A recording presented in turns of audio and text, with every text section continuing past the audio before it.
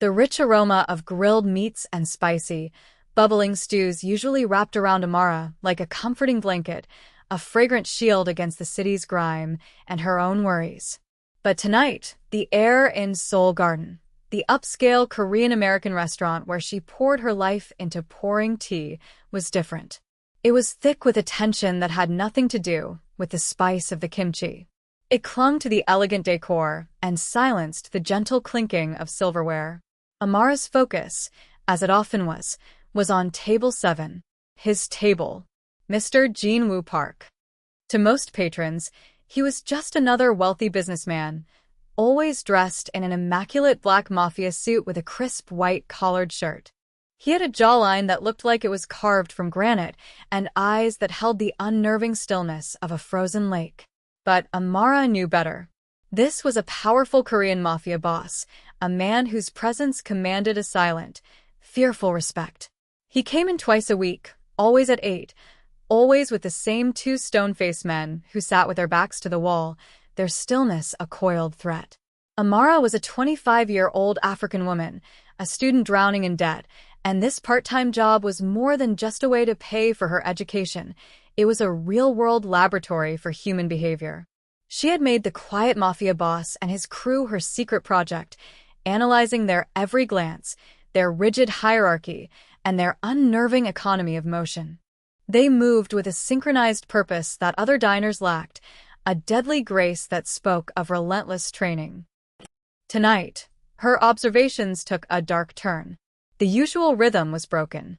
Jean, who typically maintained a placid, almost bored expression, had a muscle twitching in his sharp jaw. His lead subordinate, a man Amara privately called the Shadow, kept his hand just under the lapel of his suit jacket, a position she'd only ever seen in gangster movies. The unease simmering in her gut began to boil when the other party arrived. They were loud and flashy, their suits a little too shiny, their laughter a little too forced. They greeted the powerful mafia boss with elaborate bows, but their eyes darted around the room, mapping exits and assessing threats. Amara's mind, trained to spot the difference between what people showed and what they felt, was screaming a silent alarm. Their leader, a man with a serpent tattoo coiling up his neck, spread his hands in a gesture of supposed openness, but his eyes held the predatory glint of a hunter. It was a classic tell: deception. Amara moved to a nearby table, pretending to wipe down an already pristine surface, her ears straining to catch their words. The conversation was low, but the tone was universal. It wasn't a friendly negotiation. It was an ultimatum. The air grew thin, charged with unspoken violence. Her heart hammered against her ribs, a frantic drum against the backdrop of polite dinner service. Her gaze flickered between the two groups, her mind racing to connect the dots. The serpent-tattooed man was posturing, leaning back with a smug confidence that felt entirely fake. Mr. Park, the Korean mafia boss, by contrast, was a study in absolute control, his stillness a form of immense pressure. The final clue came not from him, but from his own side. A man sitting to Jin's left, someone Amara had never seen before, subtly shifted his weight. As she bent to retrieve a fallen napkin from the floor, she saw it. His hand, hidden below the table, flashed a quick, almost imperceptible sign to the rival group. 3 fingers, then a closed fist. It was a signal. Her blood ran cold. The threat wasn't coming from the loud men with the shiny suits. It was a betrayal from within. This was an ambush. The fake smiles, the stilted conversation, the new man at the table, it all clicked into a terrifying picture. They were going to kill him, right here, amidst the tabletop grills and porcelain tea sets. Her first instinct was primal: run.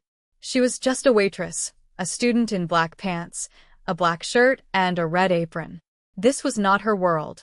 She could turn her back, walk into the kitchen, and pretend she saw nothing. Her manager was always telling her she saw too much, that her imagination was a liability. But then her eyes met Jin's. It was for a fraction of a second, an accidental collision of gazes across the tense room. In that moment, she saw past the cold, impenetrable facade of the mafia boss. She saw a flicker of something. Not fear, but a profound weariness, the look of a man constantly surrounded by predators. That single, fleeting moment of vulnerability short-circuited her instinct for self-preservation. She couldn't just let him die. He was her regular, the quiet man who always nodded his thanks, whose intimidating presence had become a strange, predictable fixture in her chaotic life. The choice was impossible, yet her feet were already moving, a plan forming out of the sheer adrenaline coursing through her veins. She was an outsider, but her unique obsession with the unspoken language of the body had given her a truth no one else in this room could see. Her movements were fluid, born of years of navigating crowded restaurant floors. She grabbed a water pitcher, her hand surprisingly steady, and approached table 7. Every step was a calculated risk. The men from both sides watched her, their eyes cold and dismissive. To them, she was just part of the scenery, a servant, invisible. This invisibility was now her only weapon. "More water?" she asked, her voice a pitch higher than usual, a deliberate act of bubbly servility. She avoided looking directly at Jean, focusing instead on a point just past his shoulder. The traitor, the new man, waved her away with an impatient flick of his wrist. But the shadow's eyes narrowed, a flicker of suspicion in their depths. He knew her usual patterns, and this was a deviation. She had to be quick. Creating a small, believable accident, she let a few drops of water splash from the pitcher onto the table near Jin's hand. "Oh, I am so sorry," she breathed, her apology a mask for her true purpose. She leaned in close, using her body to shield her words from the others. Her cloth moved to wipe the spill, and her mouth was inches from his ear. The world seemed to slow down, the ambient noise of the restaurant fading to a dull roar. This was the point of no return. She whispered the 5 words that would forever alter the course of her life, her breath warm against his skin. "Stay quiet and don't move." She pulled back immediately, her expression a carefully crafted mask of apologetic embarrassment. She didn't wait for a response. She couldn't afford to. She simply bowed and turned away, her heart feeling like it was trying to beat its way out of her chest. Did he hear her? Did he believe her? She could feel his gaze on her back, a palpable weight. As she walked away, every nerve in her body screamed with tension. The serpent-tattooed man was rising from his chair, a broad, false smile stretching his lips. His hand was reaching inside his jacket. Time was up. The first sound wasn't a gunshot, but a soft, wet cough. It came from the traitor next to Jean. Before the serpent-tattooed man could even draw his weapon, a steak knife, held in Jin's left hand, was buried to the hilt in the traitor's throat. The movement was impossibly fast, a blur of speed and precision. One moment the Mafia boss was still. The next, his own man was gurgling on his own blood, his eyes wide with shocked betrayal. That single, silent act of violence shattered the restaurant's fragile peace. The serpent's smile vanished, replaced by a snarl of fury as he drew a black pistol. But he was too slow.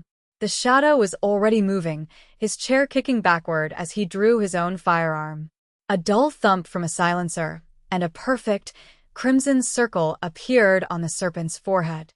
He collapsed onto his table, sending plates and glasses crashing to the floor. Chaos erupted. Amara screamed, diving behind the serving station as the room exploded into a maelstrom of disciplined violence. Muffled gunshots punctuated the shrieks of the other patrons. Peeking through a gap, she watched in detached horror. Jean and his 2 loyal men moved like a pack of wolves, a brutal, synchronized dance of death. They didn't waste a single motion. It wasn't a firefight, it was a swift, clean execution. They were the predators, and their enemies were hopelessly outmatched. A stray bullet shattered the aquarium behind her, and a torrent of water and panicked, glittering fish cascaded onto the floor. In the midst of the carnage, a hand grabbed the back of her shirt, yanking her backward with incredible force. She stumbled into a wall of muscle. It was Jean. His face was a mask of cold fury, a stark contrast to the calm demeanor he always wore. A splatter of blood adorned his sharp cheekbone. Without a word, he pushed her behind him, using his body as a shield as his remaining man finished off the last of the attackers with 2 quick shots. The entire ordeal lasted less than 30 seconds. The silence that followed was deafening, thick with the coppery tang of blood and the acrid smell of gunpowder. Amara's entire body trembled uncontrollably. She was pressed against the wall, Jean a solid, unmoving presence in front of her. The restaurant was a war zone. Her simple life was shattered just as completely as the restaurant's front window. The world she had only observed from a distance had just swallowed her whole. The wail of approaching sirens grew louder. Jean finally turned to face her, his dark eyes no longer like frozen lakes, but thawed by a dangerous, intense fire. He scanned her from head to toe, a quick, efficient assessment for injuries. His gaze lingered on her face, and for the first time, Amara felt like he was truly seeing her, not just the waitress. "Are you hurt?" His voice was low and gravelly. She could only shake her head, her throat too tight for words. He gave a curt nod, then turned to the shadow. "Clean this up. And the girl comes with us." It wasn't a request. It was an order from a Mafia boss who was always obeyed. Amara knew she had no choice. The men they had killed would have friends. Her face was now a liability. She had saved Jin's life, and in doing so, she had forfeited her own. As they led her out through the kitchen into a dark alley, a sleek, black sedan idled silently at the curb. She was pushed gently but firmly into the back seat. Jean slid in beside her. As the car pulled away, leaving the screams and flashing lights behind, Amara stared at her reflection in the tinted window. Her old life was over, destroyed in a whirlwind of violence.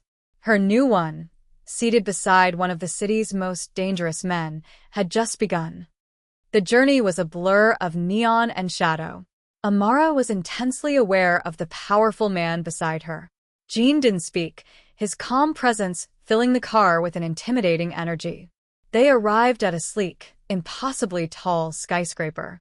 A private elevator opened directly into a penthouse that was less a home and more a monument to minimalist precision. It was all glass, steel, and shades of gray, with a panoramic view of the city that made the world below look like a forgotten galaxy. It was beautiful and utterly sterile, a fortress designed to keep the chaos of the world at bay. The shadow, whose name she learned was Minjun, murmured something in Korean and disappeared, leaving her alone with Jean. He finally turned to her. "There's a shower through there," he said, gesturing with his chin toward a dark hallway. "There are clothes. You will be safe here." Safety felt like a foreign concept. Amara nodded mutely and walked on unsteady legs. The bathroom was larger than her entire apartment. She found a simple gray sweatshirt and black sweatpants laid out for her. As she stripped off her blood-splattered uniform, she caught her reflection in the vast mirror. She looked like a stranger, her eyes wide and haunted. The hot water was a balm, but it couldn't wash away the images seared into her brain. When she emerged, she found him standing by the floor-to-ceiling windows, a glass of amber liquid in his hand. A deep gash on his forearm, previously hidden by his suit jacket, was now visible, bleeding sluggishly. He seemed oblivious to it. Without thinking, Amara moved to the kitchen, found a first aid kit, and walked back to him. She stood before him, holding out the antiseptic wipes and bandages. He looked down at her hands, then up at her face. For a moment, she saw a flicker of surprise in his eyes. He didn't speak, but he extended his arm, an unspoken acceptance. Her hands trembled as she cleaned the wound. The act was intimate, a quiet moment of care in the wake of such profound violence. The silence between them wasn't empty, it was filled with a new, fragile understanding. "How did you know?" he finally asked, his voice a quiet rumble. She took a steadying breath. "It was the dissonance," she began, her voice gaining strength as she explained her observations. "The man who arrived, his smile didn't reach his eyes. But the Real tell was the man sitting next to you, the one I'd never seen before. He was trying to act relaxed, but his blink rate was elevated. He was stressed. Then I saw him flash a hand sign below the table. It was his signal that the trap was set." Jean turned his head slowly and met her gaze. The fire was gone, replaced by a cold, sharp curiosity. He was assessing her, not as a waitress, but as something far more valuable. "You saw all of that while pouring water?" There was a chilling sense of inquiry in his voice. "I observe people," she said simply. "It's what I study." Tonight was a significant deviation from your normal routine. He was silent for a long time before giving a single, sharp nod. "You cannot go back to your old life, Amara. They saw your face. They will believe you are with me. To them, you are a target." His words were a death sentence for the person she used to be. "What happens now?" she whispered. He set his glass down. "Now," the Mafia boss said, his eyes locking onto hers. "You stay with me. You will be safe. And you will continue to observe." The days that followed blurred into a surreal new routine. The penthouse became Amara's world, a gilded cage where she was both a prisoner and a protected guest. Jean was a creature of discipline, his days filled with brutal training and quiet, intense work. Minjun had erased her old life with chilling efficiency, returning with only a single box of her most important belongings. Amara spent her time reading, but her most compelling case study was the man she was living with. She learned the meaning behind the subtle shifts in his expression. She learned he drank black coffee and listened to dark, melancholic cello concertos. Their relationship wasn't forged in soft words, but in silent understanding and a deep, growing respect. One evening, he was reviewing security footage from a warehouse. "That one," Amara said, pointing to a man on the screen. "He's your leak. He's trying too hard to be invisible, constantly tracking the cameras. He's subconsciously separating himself from the others." Jean rewound the footage, watching it again with a new focus. He didn't say anything, but the next day, the problem was handled. That night, Jean found her on the balcony, overlooking the glittering city. He stood beside her, their shoulders almost touching.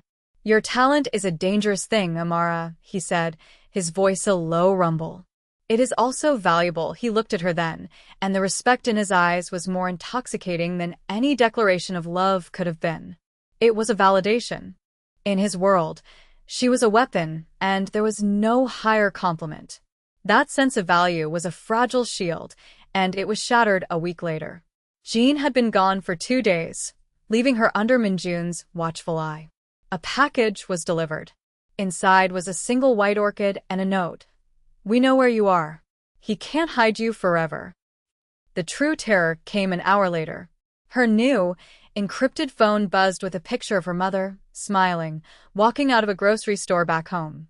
Beneath it, the text read, "Such a lovely woman. It would be a shame if she had an accident." A cold, paralyzing dread seized her.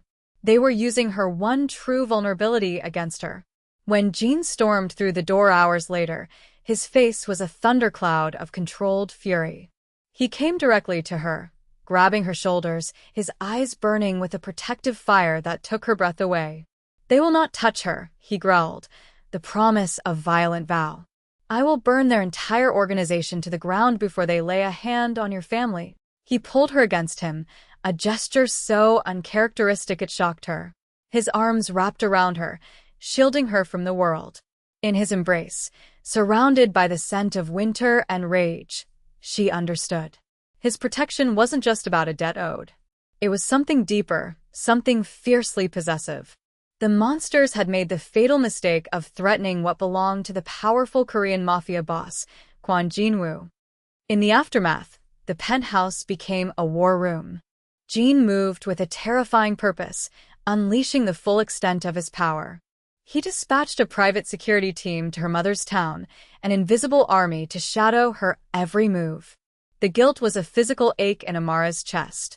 Late one night, he found her staring at the surveillance feed, tears silently tracing paths down her cheeks. He took the tablet from her hands. "This is not your fault, Amara," he said, his voice softer than she had ever heard it. "I brought you into my world. I will protect every part of it, and that now includes you and yours." He sat beside me on the couch, the space between us charged with unspoken emotions. The fear and shared danger had woven itself into a bond stronger than steel. She had seen the monster in him, but she had also seen the protector, the man who would tear the world apart to keep her safe. "Why?" she whispered, the one question that mattered. "Why do all this for me?" He turned to face her, his dark eyes searching hers. "When you whispered to me in that restaurant," he began, his voice a low, intimate rumble, "you were the only person in the world who saw the truth. You saw past the facade, past the power, and saw a threat I had missed. In my world, seeing the truth is the most valuable thing there is." He reached out, his fingers gently tracing her jawline, his touch sending a jolt through her entire body. "You see me, Amara. And so, I see you." The admission hung in the air, more powerful than 1,000 pretty words.